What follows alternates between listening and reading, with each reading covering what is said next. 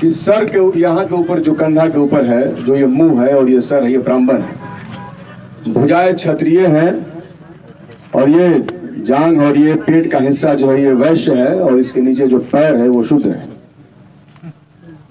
मैंने मेहनत शूद्र करेगा और ब्राह्मण सिर्फ भाषण देगा। मतलब आप लोग समझ रहे हैं। और इसने क्षत्रियों को अपना गुलाम बनाया और उसको उकसाया कि तुम शूद्रों पर जुल्म करो।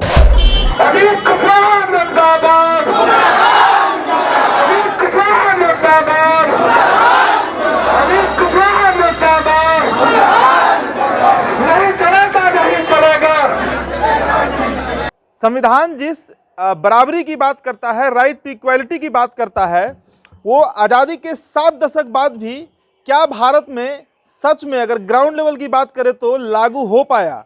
और अगर लागू नहीं हो पाया तो इसका जिम्मेदार कौन है? और अगर कोई नेता, कोई विधायक या कोई कार्यकर्ता इसके लिए आवाज़ उठाता है तो वो गलत कहाँ से हो जाता है? मंडल कमीशन की बात करें अगर हम तो 1990 में वो लागू हो जाता है। 27 साल बाद यानी कि 2017 में जब रिपोर्ट आता है तो करिया मुंडा रिपोर्ट की अगर हम बात करें तो जो ओबीसी तबका का रिप्रेजेंटेशन सरकारी संस्थाओं में, सरकारी नौकरियों में 16% था, वो 27 साल बाद भी 16% ही रहता है।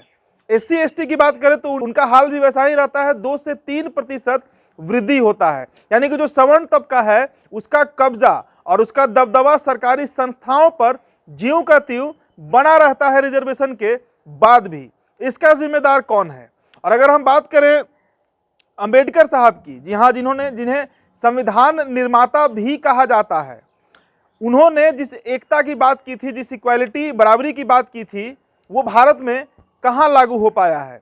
सामंतवाद और ब्राह्मणवाद के खिलाफ अगर कोई व्यक्ति आवाज़ उठाता है तो वो क्यों गलत हो जाता है?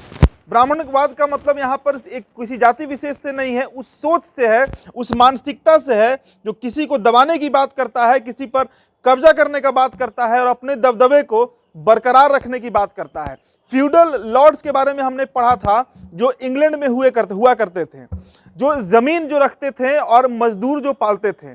खैर वो जमाना कब का खत्म हो चुका है लंदन में, ब्रिटेन में, पर भारत में कहीं ना कहीं उसका जो अभी झलक है वो देखने को मिल जाता है।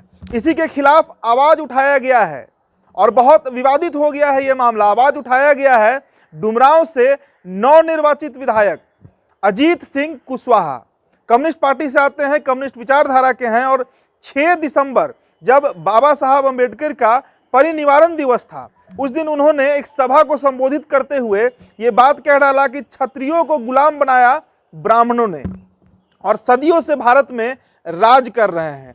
पेरियार का जिक्र उन्होंने किया, ज्योतिबाई फुले का जिक्र उन्होंने किया और उन तमाम लोगों का जिक्र किया जिन्होंने इस व्यवस्था का, जो फ्यूडल व्यवस्था है, सामंती व्यवस्था है, इसके खिलाफत में आवाज उठाई। उन तमाम लोगों का जिक्र उनके भाषण में आपको मिलेगा। पहले उनके भाषण का कुछ क्लिप्स आप सुनिए कि क्या कुछ कहना है उनका भारत के मौजूदा स्थिति के बारे में। मनुस्मृति को डॉक्टर अम्बेडकर ने जलाया था और कहा था कि इस देश में मनुस्मृति की कोई आवश्यकता नहीं है।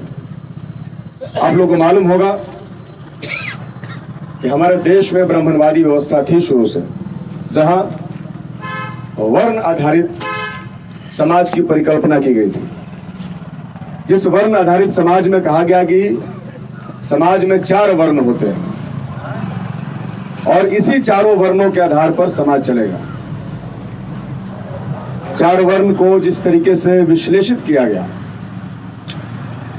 एक आदमी के शरीर के रूप में कि सर के यहाँ के ऊपर जो कंधा के ऊपर है, जो ये मुंह है और ये सर है, ये ब्राह्मण है। भुजाएं क्षत्रिय हैं और ये जांग और ये पेट का हिस्सा जो है ये वैश्य है और इसके नीचे जो पैर है वो शूद्र है। मैंने मेहनत शूद्र करेगा और ब्राह्मण सिर्फ भाषण देगा। मतलब आप लोग समझ रहे हैं। इनको मुख का कोई काम तो है नहीं, कमाने का काम नहीं है, खाने का काम है, बोलने का काम है, बोल करके दूसरे को लड़ाने का काम है, उलझाने का काम है। और इसने क्षत्रियों को अपना गुलाम बनाया और उसको उकसाया कि तुम शूद्रों पर जुल्म करो। और इस तरीके से ब्राह्मणवाद ने पूरे भारतीय साम्राज्य, समाज पर अपना साम्राज्य कायम कर लिया। इसके खिलाफ ज्योतिराव फूले लड़े, सावित्रीबाई फूले लड़ी, उन्होंने शिक्षा का अलख जगाया। रामास्वामी नायकर पेरियार लड़े, उन्होंने आडंबर के खिलाफ एक बड़ी मुहिम, दक्षिण भारत में आज भी उनकी प्रतिष्ठा है।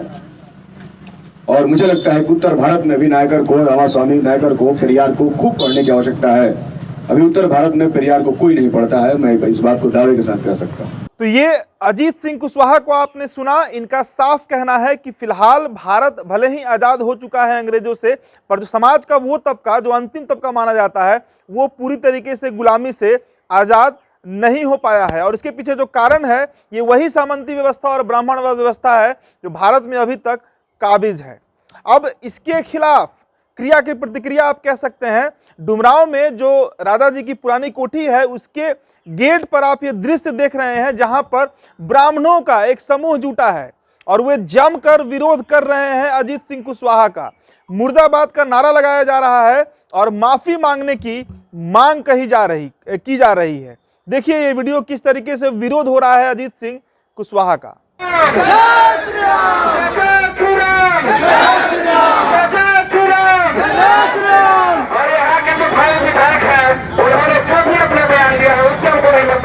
लेकिन जातिगत विरोध का उन्होंने पूरी तरह से आराम को किया है, इसका लोग पूरी तरह से विरोध करते हैं क्योंकि यहाँ जितना भी फल उपस्थित हुआ है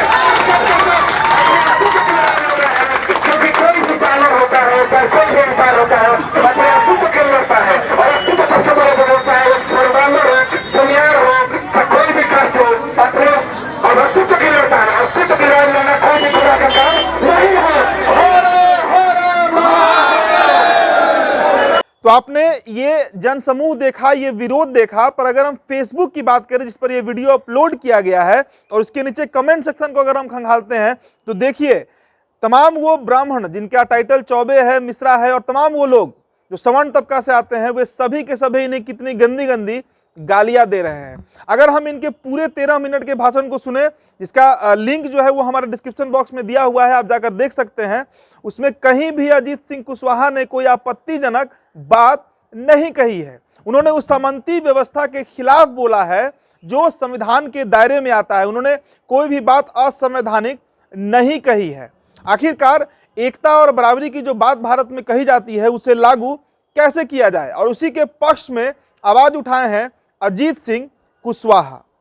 हम इस पर और भी विश्लेषण करेंगे। हमने बात भी किया है अजीत सिंह कुशवाहा से, हम कोशिश करेंगे कि उनका इंटरव्यू आपके सामने ला सके। आप बने रहें एचएस बिहार के साथ। धन्यवाद।